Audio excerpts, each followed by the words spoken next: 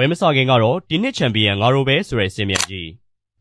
ချန်ပီယံတို့ရဲ့ဘီရင်တွေပဲလူကြတယ်ချန်ပီယံလိဆိုတဲ့ချန်ပီယံတို့ရဲ့စိန်ခေါ်ပွဲကြီးမကြခင်မှာစတင်တော့ပါပဲဖြစ်ပါတယ်ပြိုင်ပွဲမစခင်ပွဲမကန်ခင်ကတော့ဒီနှစ်ချန်ပီယံငါတို့ပဲဆိုပြီးဂျုံဝါတက်တဲ့အင်္ဂလန်သင်းရှိလို့နေပါတယ်အသင်းပြန်ကြည့်လိုက်လေဒုတိယလူတောင်တစ်ခါပဲဖြစ်ပူတဲ့သမိုင်းကြောင်းတစ်ခုသာပြောစရာရှိတာပဲဖြစ်ပါတယ်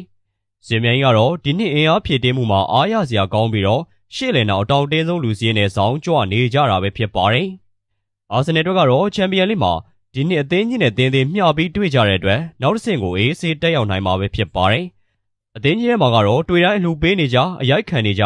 ငယ်ငယ်တည်းကကြောက်ရတဲ့ဂျာမန်ဘလူးကြီးပါသလိုမနစ်ကဒုတိယလူဘွဲကိုခံယူထားတဲ့အင်တာမီလန်